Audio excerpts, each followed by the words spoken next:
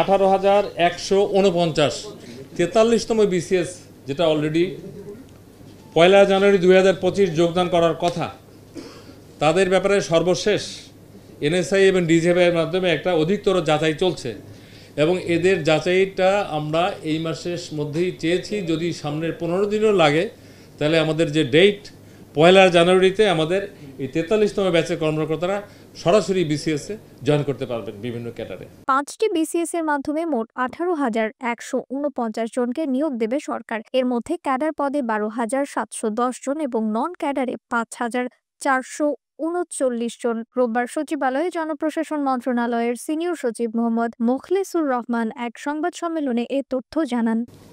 সরকার যারা সিদ্ধান্ত নিয়েছে, আমাদের নতুন পাবলিক সার্ভিস কমিশন ফরমেশন হয়েছে, এটা অলরেডি 8 জন সদস্য এবং একজন চেয়ারম্যান আমাদেরকে সরকার দিয়েছে। তো এই বিসিএসএ লিখিত পরীক্ষার এখন যেটা সিদ্ধান্ত হয়েছে, যে কয়জনের হয়েছে এটা আমরা সুপারসিড করে সকলকেই নতুন করে ভাইবা নেওয়া হবে।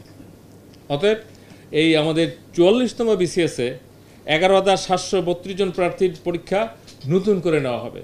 এবং আপনারা জানেন viva board is a very sensitive. এখানে নিজস্ব লোক থাকে, সাবজেক্টের লোক থাকে, সরকারের লোক থাকে।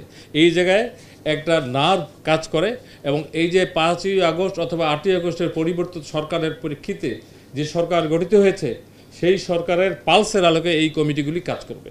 তিনি বলেন, ক্যাডার পদে 43তম বিসিএসে 2064 জন, 54তম বিসিএসে 1710 জন, 45তম বিসিএসে 2309 জন, 46তম বিসিএসে 3140 জন এবং 47তম বিসিএসে 3487 জনকে নিয়োগ দেওয়া হবে। এছাড়া নন ক্যাডার পদে 43তম বিসিএস থেকে 642 জন, 44তম বিসিএস এর 1791 জন, 45তম বিসিএসে 1570 জন, 46তম বিসিএসে 1111 জন, 47তম বিসিএসে 325 জন সহ ক্যাডার ও নন ক্যাডার পদে 18,149 জনকে নিয়োগ দেওয়া হবে। নিউজ ডেস্ক, রিফাত আরা ইসলাম, ভোরের আকাশ।